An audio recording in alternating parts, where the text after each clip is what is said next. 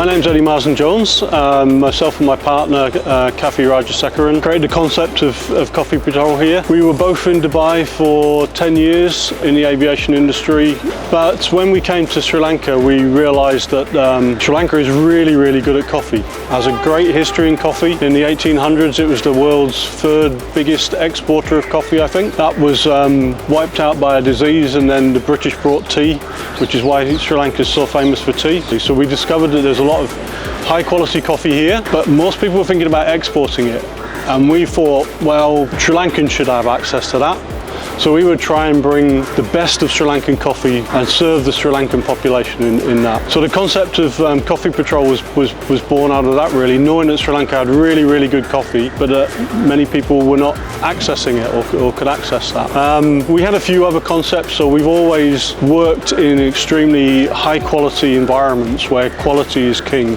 So we wanted to maintain that high quality coffee, quality throughout everything we did, but we have a passion for sustainability as well. So we wanted everything to be as sustainable as it could, reduce single-use plastics as far as we possibly could, biodegradable cups, electric vehicles, everything we could to make the business as sustainable as possible. So quality, everything Sri Lankan and sustainable. Well, being sustainable, obviously we wanted to look at a mobile vehicle. We wanted to explore the concept that if you have a cafe, you're static and you've got to bring the customers to you. We wanted to flip that round and have a mobile vehicle so that we could go to the customers and we could move around as the customers do at different times of day. So the vehicle was important, and of course it had to be electric.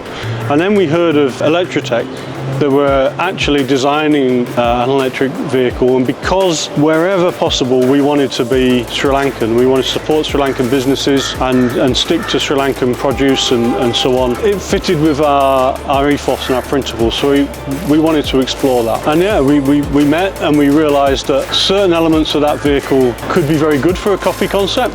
Like, for example, they were talking about it being a cargo vehicle, and that meant the insides were nicely shaped and spacious. So we explored it deeper and deeper, and we also wanted to be innovative, so we thought, okay, I know it's a very first, but let's give it a go and let's see what we can do around a first Sri Lankan three-wheeler electric vehicle, a first Sri Lankan high-quality mobile coffee shop. It sounded like a good partnership. So the feedback would say we've got some business principles right. So if you match quality, sustainability in Sri Lankan, it seems like the right match. And when people try our coffee, they love it. We're enthusiastic about it, so we tell them a little bit about the history and the effort we put into making a high quality cup of coffee. We've had a few changes, like more chocolate in hot chocolate, for example, to give it a richer flavour, but generally we've got it bang on the quality side. Another element that people love is you can see the barista making the coffee, your coffee, as they do it. So we have a tremendous number of people taking a little video of Rimaz actually making their coffee, and we know that that's the right concept as well. But what you gain is customer interaction, and we can enhance that perception that you are definitely getting a quality cup of coffee, because you're your own quality auditor. If we did a bad job there, you'd know it, there's nowhere to hide. And so that works out very well as well. There is a lot of interest in the whole concept and the vehicle too. One of the things that I quite like is you might be waiting for coffee, and we'll let the kids get up in front and sit in the tuk and have a little ride in the tuk. And that generates a lot of interest too. But there have been people coming asking questions about the dimensions and availability, and even the colours that are available and things like that. Got a good colour here, but that's ours. Yeah, so a lot of questions about the vehicle too.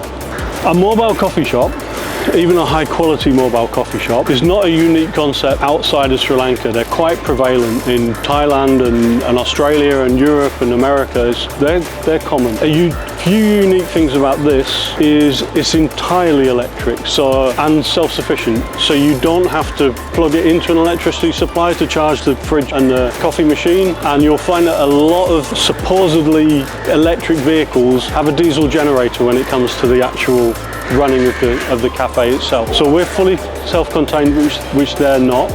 We don't want to just park up and stay somewhere all day. We want to get around for the commuters, to the business people, to local traffic, to the tourists, to the nightlife, whatever it might be. They're in different places at different times, and we'll move around with that, but we'll direct our fleet accordingly. I'll give you another use case where we think this has got something nailed in the future that others don't. If you order a coffee off a courier service, they make your coffee, they drive it to you, and they deliver it to you.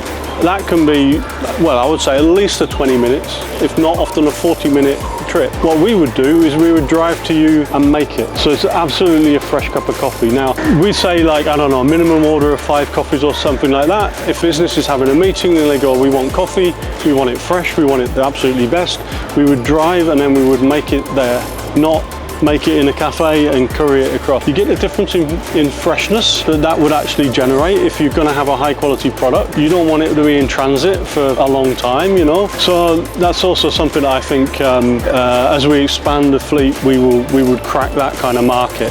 But let's say we're going to complement cafes by reaching a market that they can't because we can move to it, and we're going to complement the food delivery industry by, for the coffee services, actually be able to make it on the spot. You know, we're not intending to do food. We're not going to make, you know, chicken, rice and curry in front of your office, but a coffee, completely possible.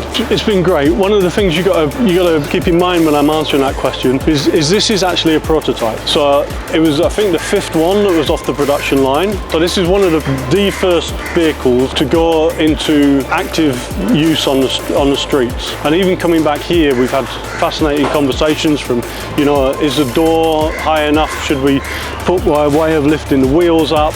Do we put a sink in? All this kind of discussions is good and healthy. And the engagement here has both been very good, but is also very, very important. We need partners in all spheres for this that are prepared to go, okay, we've done one, but what do you learn, and go into the next few from there. Say it's a prototype. And that engagement's really important. And Cogen and Elektrateq being an innovative company, you know, it's very good to be able to do that, where someone doesn't go, delivered you a vehicle, you know, it's to spec on the paper, that's it. It's not that. How can you take what lessons learned and innovate and go on in the future? And that's where the engagement and the partnership really will work going forward.